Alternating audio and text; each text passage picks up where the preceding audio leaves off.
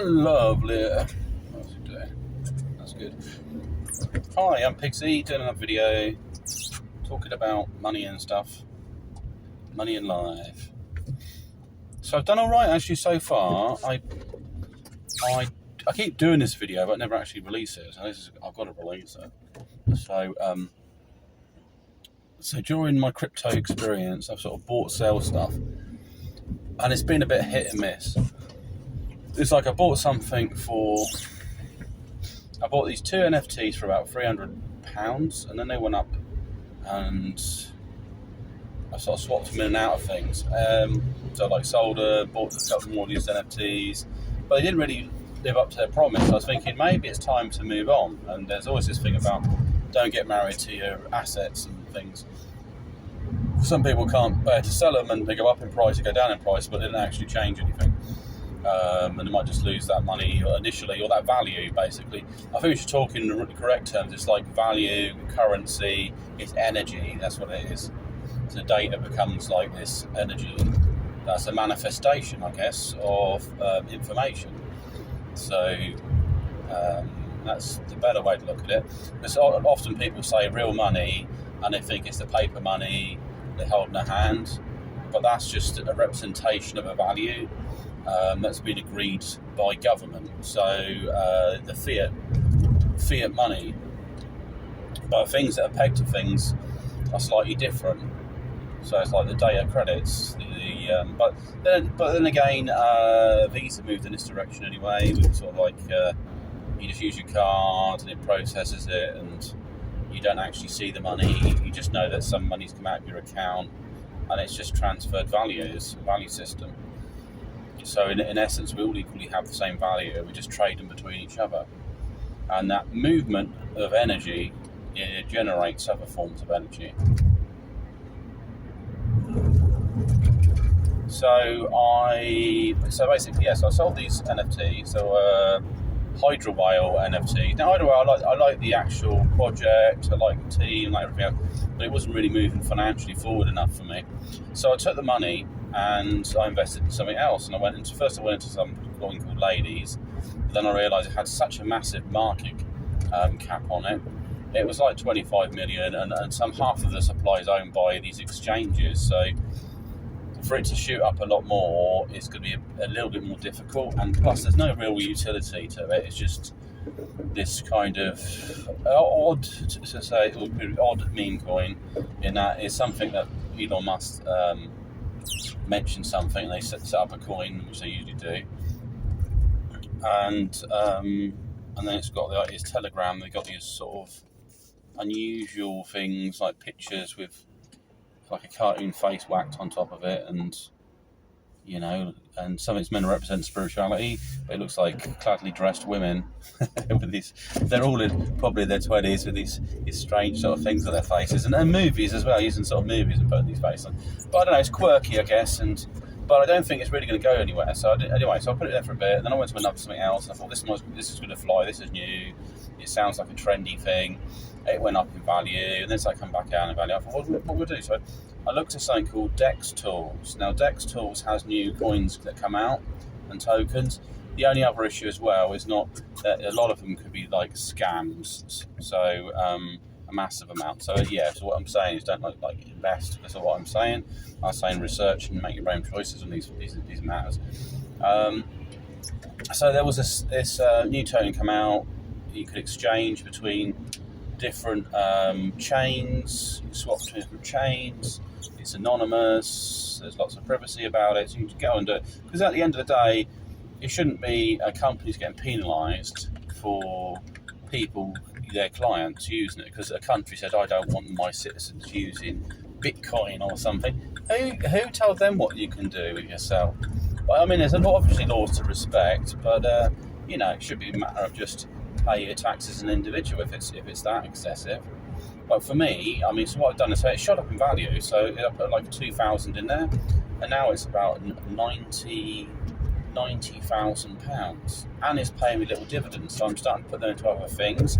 Some of them are flopping, but I'm going to be a bit more careful about it and just going to like put it into things that's going to increase in value, because we haven't even started the bear market. I mean, it's not even like 20% or something, 20-something% into the bear market, not the bear market, the bull market.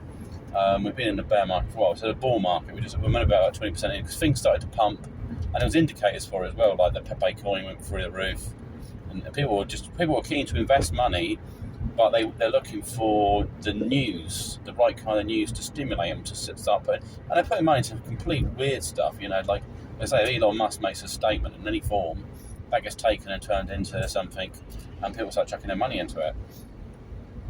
So for me, it's trying to look for the projects that are going to take off, and also it's just such early stages. So if you miss out on one project, look for something similar to it, and that way, if it offers a similar structure and you invest in that, there's a good opportunity of it picking up in value. I think everything's going to pump to a certain degree, but the thing is, sometimes people mourn the losses. They think, oh, we can make that. They also can mourn the wins, because they were there and they couldn't let go of their bags. They couldn't put their money elsewhere. So there's kind of strategies for where to put the money, because the thing is, once the bull market's over, usually it's an 80% flush out, and I've got to figure out where the money goes from there. Does it go into gold? Does it go into other stocks? So it might be things that are actually more secure. I have come across a crypto that's pegged to uranium, and uranium's price is pretty stable. But the only issue is it what it says it is? Because I wouldn't want to put it into something, put all the money you've earned, and then suddenly it drops value because it's not real. But if anyway, it's paid, it seems to be okay. I'd have to have a look at all the information on it. So that might be something I do as we enter a bear market. Is I put my money into some sort of an asset that can repay me, and then I guess I'll start buying back into the market at a later date. The aim is to make millions. That's really what the aim is. It's not just to make like a bit of money, blow it on a car and that, or pay massive taxes, because as an asset it's fine, but because it's gone up, because it's appreciated in value, as soon as you sell it, there'll be an issue. I don't think there should be an issue between cryptocurrencies, because if it's on the same chain and stuff, it's just changing forms, and it's not getting turned into cash that you're spending in the real world, not unless these kind of cross stuff that like credit cards you can get and so on. I think as long as you're paying some taxes on things, it should make such a hassle. It should be the opportunity to make a lot of good, decent money, because the old money system is just about debt, which I understand.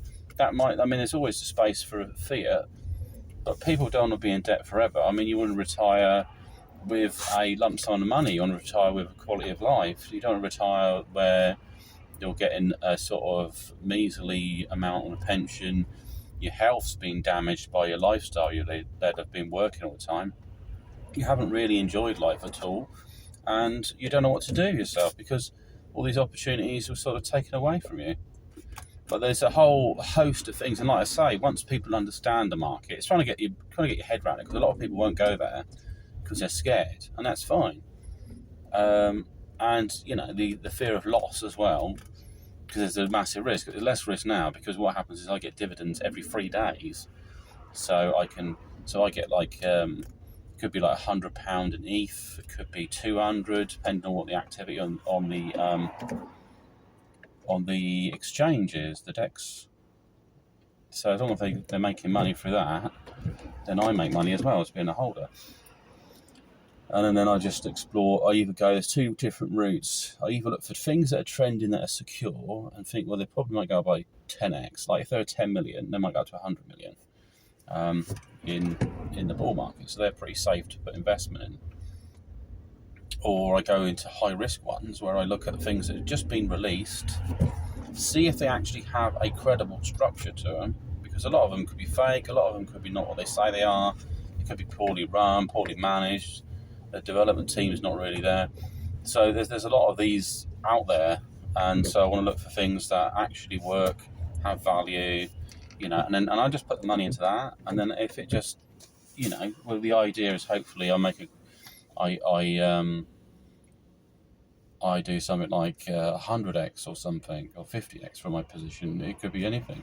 You get in there really early and it goes crazy. It likely pump hard and then there'll be a sell-off. That's what normally happens, and then it regains some sort of level where the holder's holding on to money. So it's never going to go. It's going to go in phases, and if it pumps straight up in the air, it's not going to be maintained, because the people that originally started the pump, unless they see it as something really special, they're going to want to whip that money out and put it in their pocket. I think, I can grab that. Or there's certain mindsets like take out your initial and everything's sort of like fun money, which is a bit of an odd strategy, because you basically have reduced your loss to zero and everything is a gain. But when should you take that out? Should you be doubling your money first, or tripling? Or maybe you find an asset that is not going to fall apart, and it's got a lot of backing behind it, and you might just hang on to it. It's a bit like so I did take out some profits. There was something, the decentralized exchange, this DEX, what they call it, decentralized exchange. They did something where they burnt the token. I didn't really see the point in doing that. Anyway, so I was, at the moment, I'm sort of one of the top holders, and I was looking forward to getting £300 as a revenue payment. And then when I looked at it, to follow the news, the value was burnt. It was to reduce the coins, to stabilise the coin price. I thought, what on earth are they on about? Because they're not like trillions of these coins. There's just like billions, I think. It didn't make any sense. It didn't make any sense to me. So anyway, so I saw the value went up a little bit. I thought, well, this is, there's a chance that it might actually drop. So I took out what I considered my initial. I took out profits, basically. That's what we should be working towards. So I sold some, and I got about 5,000, and then I used that to pay off a loan, buy a PS5, make the bank account look healthy, and then I put my money into something else, and it flipping was a rug pull. It was like, because I looked at the market cap and I thought, it's $1 million. How could that be a rug pull? Anything can be a rug pull. So there's the first lesson. Anything can just drop like that. So it's finding something that, I think if the development team are making money out of it, there's nothing they can lose. But if it's like just crazy stuff, there probably is a certain amount. And there's also a lot of copycats projects that try to copy each other, and that can be a hit and miss. So it's just figuring it all out. Anyway, that's one chapter. The other chapter is, so I've been using this international Cupid for a bit, and there's a few people there I'm in contact. But the other thing is I've got to make it a reality and like go out there. So it's something quite sweet today, but my phone was on silent while I was sleeping, which I was glad. She called me 2 a.m. Made two attempts to try to call me 2 a.m. So I was glad I was actually asleep. So I dropped her a message anyway afterwards. And there's somebody else, they kind of, there's been some fakes. There've been some fakes out there. They just ask me questions all day long, and I don't ask them any questions about themselves. They just keep asking me questions like, oh, do you, what do you like, and what do you dislike, and blah blah blah, all these sorts of random things. I don't really know what they mean. And then it'll be asking about probably meeting up at some point.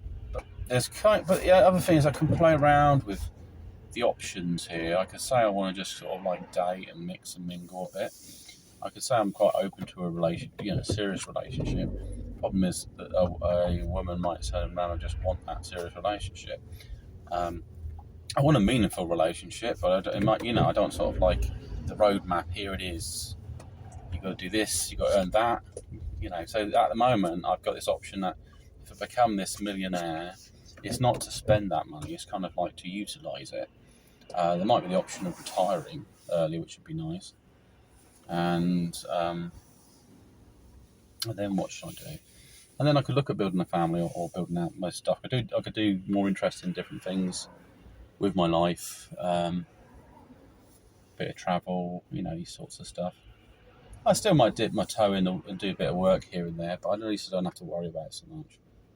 Because it's just like, it's all the grind. I mean, some of the clients are quite reliant on me, but there'll be other carers just in case of getting them in there.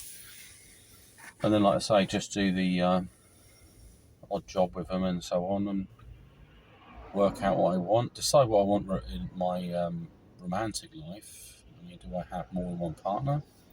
Do I just settle down with one person and put all my energy into it? So I've thrown it wide open. The thing is, some of these international dating sites, the women are willing to date somebody in their 80s. They're willing to date somebody a lot much older. So why as a younger man, then obviously I'm not 80. I could say, well, maybe I want 2 women. But I think the main thing is to set it up in a correct way. So I was looking at somebody else. There was a chap called something Green. He had Green Haven. He's passed away now, but he had like 39 children. And he just basically dated the most youngest women he could get hold of. And he was building this vision of his and just having lots of kids with them. The thing is, he was living off their welfare checks. So there was never an intention for him to work, do better with his life or anything. He just wanted to live in their shadow, basically. And it was like making out, oh yeah, really good, they can choose to sleep with me whenever they like. But it doesn't cater for the fact that they were young, they had potential, and they're thrown away. But I mean, for me, it's a case of, I would say, look, here, you've got all the potential here. You can learn what you like. I will support you. I will be, a husband or partner. That's fine. You don't have to have a massive family. You can just have like a few kids. I mean, actually, it's probably better for the woman's health. Like if you had 2 kids rather than 5 with one person, because there can be issues that could cause health problems. I mean, it depends really on the person as well. And then also there's a racial diversity. If I dated 2 people with different races, I can have offspring from both of them. It probably sounds like a mad plan, doesn't it? It probably won't work out that way. But if a partner that's kind of so easygoing that she's not going to stress out even the idea of that. I mean, it could be that you're with one partner for so long and then you have another one as well. I don't know.